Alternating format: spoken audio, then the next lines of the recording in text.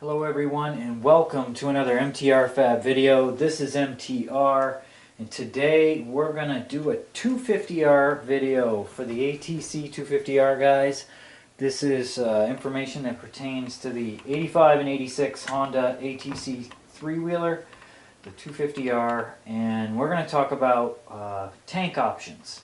Will be an aftermarket solution or an original factory tank that's been kicking around for a bit.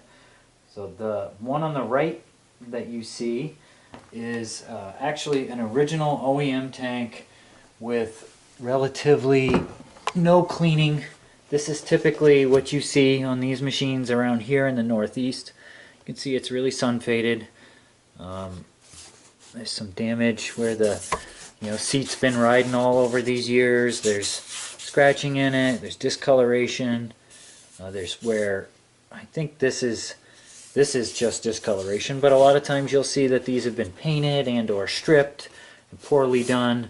But this is a factory OEM one that would kind of be in the shape you would find on something that, this is probably average. It's probably better than average, to be honest with you. I've had a lot of tanks and this one's pretty good, but you can easily make one of those tanks look like this.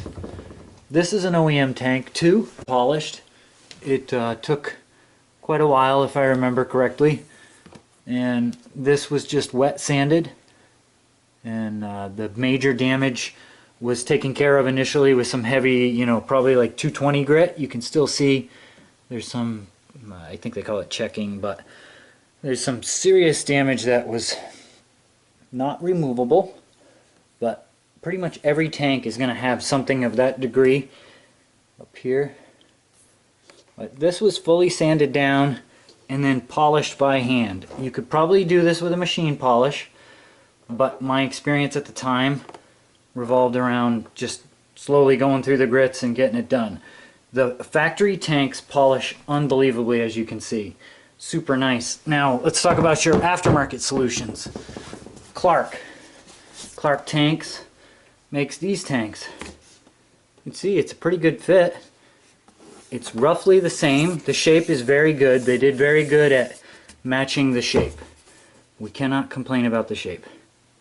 But you will notice some primary differences about the construction of the tank. So this will also give you hints if you see one out in the wild as to whether it has an aftermarket tank or not. If you can't tell, pop the seat off real quick and you're going to see these are either going to be aluminum like this, or they're going to be plastic like this. If they're plastic, they're an aftermarket tank. Now the other way to tell, quite simply, on the Clarke tanks is you flip it over and it says Clarke right there. Now this is not a factory petcock, so ignore that. But what I do want to show you is the tank brackets are not embossed. You see, these are brackets that are applied, whereas the factory tanks actually have these aluminum thick. They're clearly better by design, but we're looking at expense at this point. It's very hard to find nice shiny red tanks, so you either start with something that needs to be polished, or you spend your 230 bucks and you buy an aftermarket solution that's not exactly the same. And I would tell you at this point in age, it's probably best to just go right for the Clarke tank, because the reality is the Clarke tank is pretty good and super affordable when you compare it to what an OEM nice tank will cost you.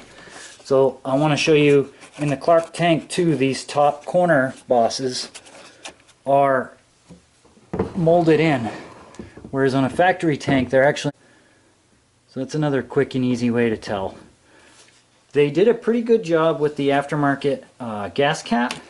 It is their generic gas cap though, so I have another Clarke tank on my DR650 and I believe it's pretty much the same cap. The time to restore an OEM tank is, if you got the time, great, do it yourself, but I can tell you that it takes lots of hours to go from this to this.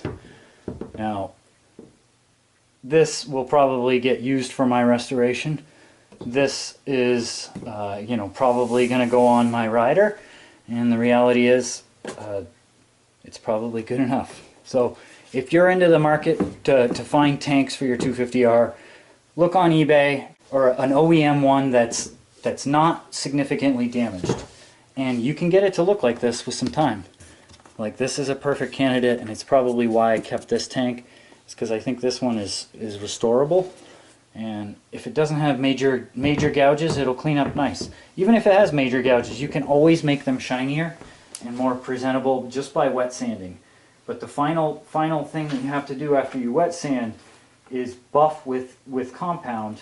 Typically, I do it by hand. Again, if you're familiar with a buffer and you feel confident, but careful, it's plastic, so it heats up pretty quick and will develop a shine actually pretty easy as long as you have sanded through all the grits. The thing I forgot to mention is the color.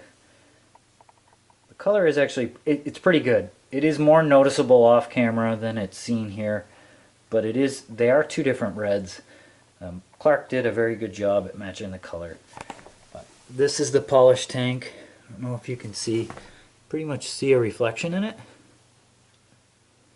Right? And if you go over to the Clarke, it gets a little blurrier, but mind you, I haven't even really wiped this with anything. Could be shinier if I wanted it to.